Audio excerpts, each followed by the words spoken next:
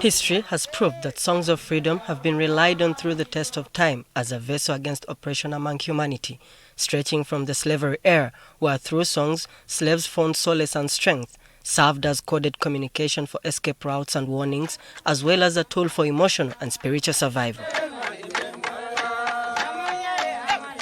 The nearest memory of the importance of songs of freedom can be traced from the early 1950s, when many African countries accelerated their demand for independence, and figures like Hugh Masekela, Lucky Dube used a message he used to release for consumption.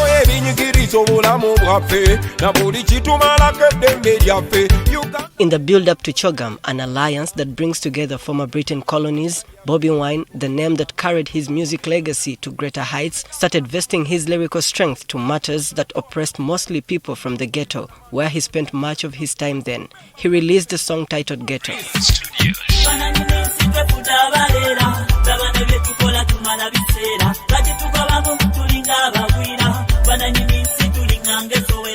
The song Ghetto and Wunkenke, sung by Ronald Mainja, carried much of the grievances Ugandans had then but couldn't find a way to voice them out to government, and were warmly welcomed by many citizens. Their popularity and resonance to the citizens gave them gravitas to be used in the campaigns of the 2006 elections.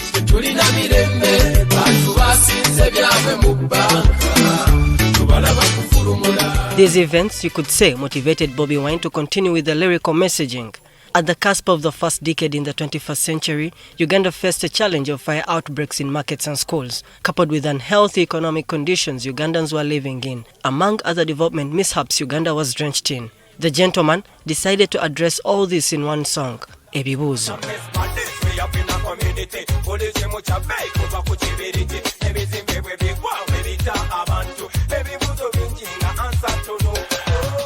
Because the 2011 elections were also heated up then, Wine took to the booth his creativity, coming out with the song Obururu.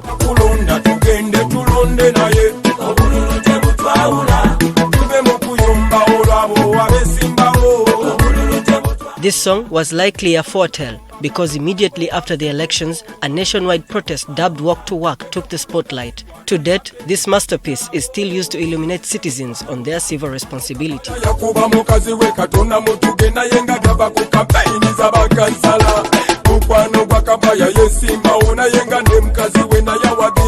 "2012 saw another compilation of Kyagulanyi. This time, it was a message to the then executive director of KCCA, a position that had been newly introduced in Kampala's system of governance. Tugambireku Jennifer talked about the complaints Kampala residents faced then in KCCA's vision to transform the capital.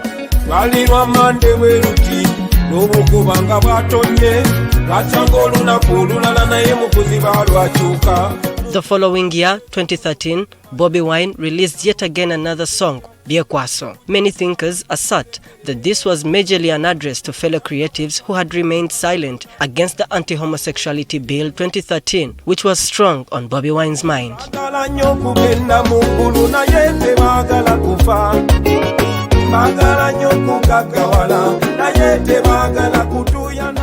Time Bomb, a song that topped charts in 2014 because of the touching rhymes against corruption, majorly in security agencies, sectarianism and nepotism, among others. He criticized the politicians from all parties of neglecting the needs for Ugandans to progressive development. Here, his painful feeling could be felt right from the introduction of the song.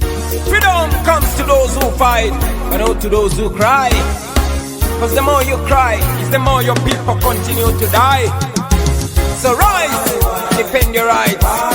2016 saw the release of the song Dembe. This was a hindsight for Wine's future career switch. The 2016 elections had a lot of bitter drama and spilled hope for the opposition that thought the opportunity to win over power was more than ripe. This saw the beginning of public restriction of political figures at their homes, as Dr. Besigye, who was the leading opposition figure then, was deterred from moving out of his home in Kasangati. The signs had been building for the next in line to take on the opposition lead. Kyagulanyi visited Dr. Besigye at his home and went with a guitar to entertain the retired veteran soldier. Wine gave Besigye these vibes, adding on the already existing freedom songs he had in stock.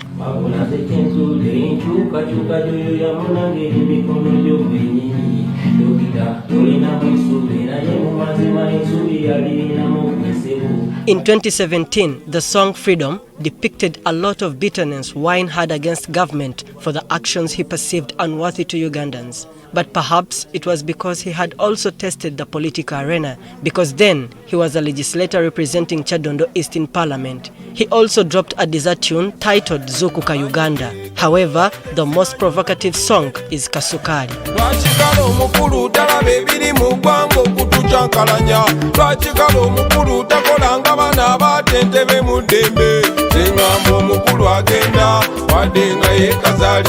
Kyagulanyi's use of songs accelerated in 2021 elections when his team was arrested in Luuka and Karangala. The situation had turned chaotic and a do-or-die affair for the participants from the NRM and NUP camp.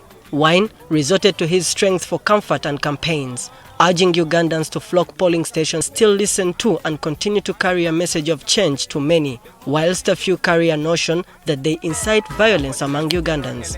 Arafat Shafiq, NTV.